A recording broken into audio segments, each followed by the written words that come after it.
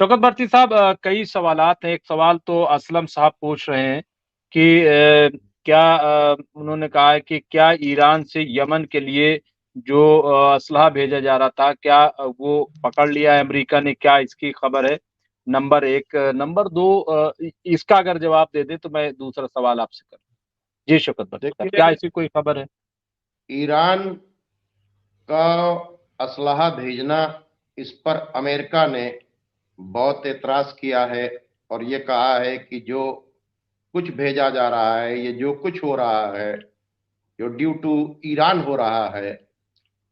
तो और ईरान अगर इनको असलहा न दे तो हौती हम पर इस तरह से हमले नहीं कर सकते हैं।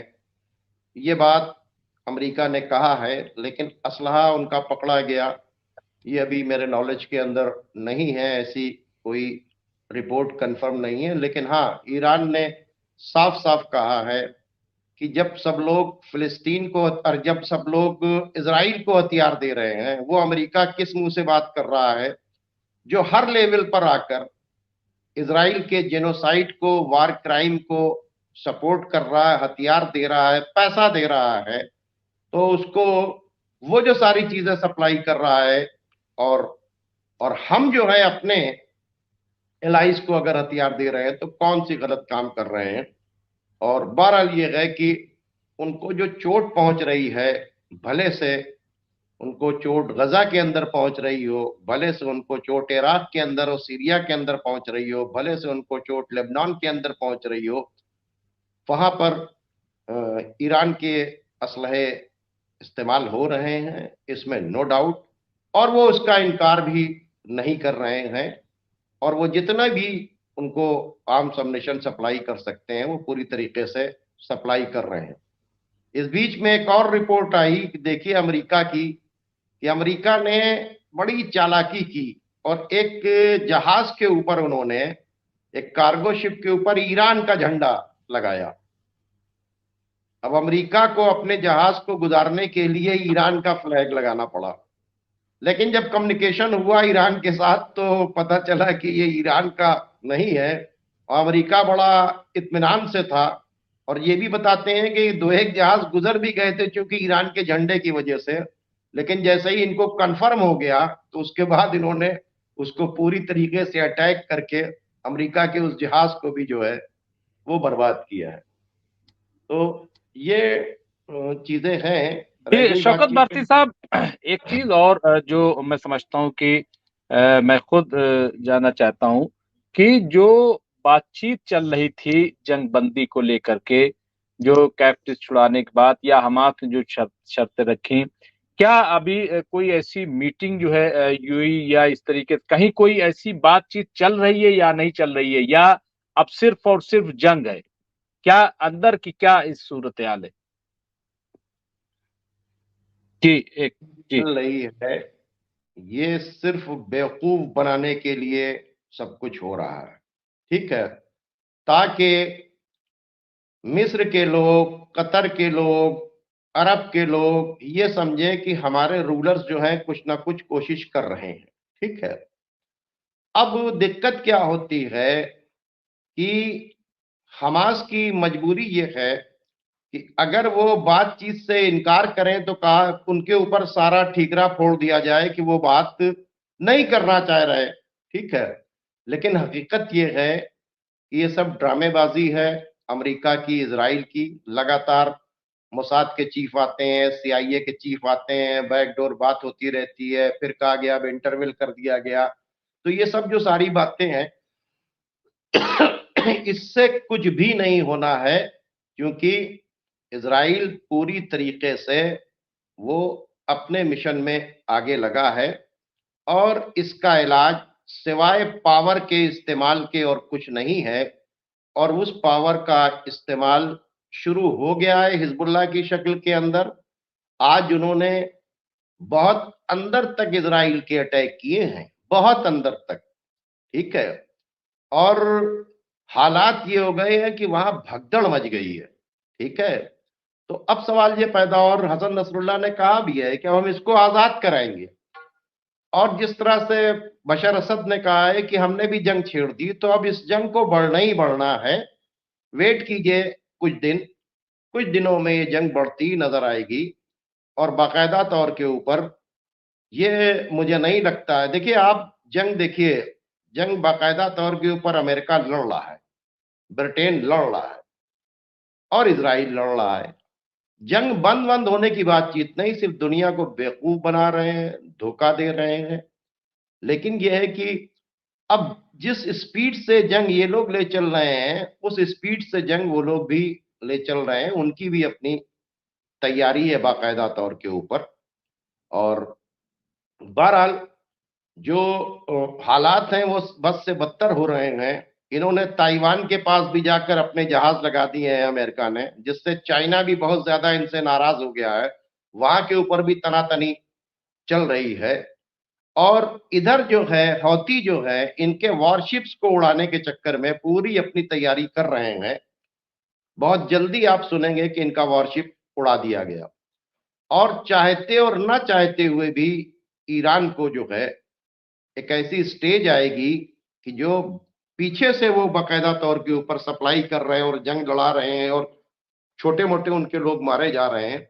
सीरिया वाली जंग अगर छिड़ेगी तो उसके अंदर जो है वो आप देखिएगा कि ईरान को जल्दी ही उतरना पड़ जाएगा, क्योंकि जंग जो है ये अब रुकती हुई नहीं नजर आती, बढ़ती हुई नजर आती है।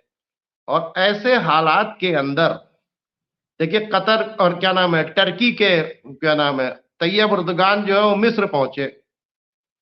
मिस्र पहुंच के उन्होंने क्या किया, कोई ऐसा बयान नहीं दिया। समझ रहे हैं बातचीत को? तो सवाल ये पैदा होता है कि ये लोग सिर्फ ये कि बड़ा जुल्म हो रहा है गाजा के ऊपर, इसको रोकने का कोई काम नहीं हो रहा है। इसको रोकने के लिए, इन पर अटैक करने का, इनको पावर से रोकने का जो काम कर रहा है वो सिर्फ हौती कर रहा है, हिजबुल्लाह कर रहा है, हमास कर रहा है और Islamic resistance of Iraq and Syria कर रही है। और वही लोग कर रहे हैं और उनके पीछे ईरान खड़ा हुआ है। ये पूरी दुनिया को दिख गया है। और जंग बहरहाल किसी वक्त भी जी बड़ी हो सकती है। जी शौकत भारती साहब, ये जो 17 तारीख की बात थी कि यमन पर हमला करेंगे ब्रिटेन और ये सब मिल करके, उसकी क्या सूरत है? क्योंकि आज 15 तारीख हो गई है, कल 16 है और परसों 17 है। वो क्या है, किस तरीके की तस्वीर उभर रही, क्या वहां कोई उस सिलसिले में कोई अपडेट है? देखिए बाकी जहाज तो नहीं आए, दो अपडेट है कि जर्मन के और इटली के जहाज भी वहां पर पहुंच गए हैं। हम्म। दो, यानी ब्रिटेन के थे ही, अमेरिका के थे ही, और बहरीन की बेस इस्तेमाली हो रही है, सबसे बड़ी बेस जो है।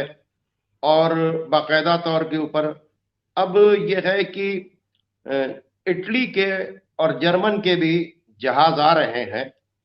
और अभी तक उन्होंने उसको विड्रॉ नहीं किया है कि नहीं, ऐसी कोई बातचीत नहीं है। वो भी वेट कर रहे हैं कि आ जाएं लोग, कितने आ रहे हैं, क्या आ रहे हैं।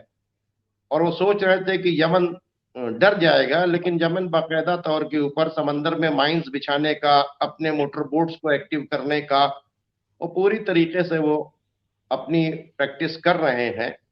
और इसी वास्ते उनकी लॉन्च साइट को, उनकी मिसाइल्स को, उनके शहरों को जहां से उनको खतरा है वहां के ऊपर लगातार टारगेट किया जा रहा है। तो अब देखिए 17 तारीख को क्या होता है।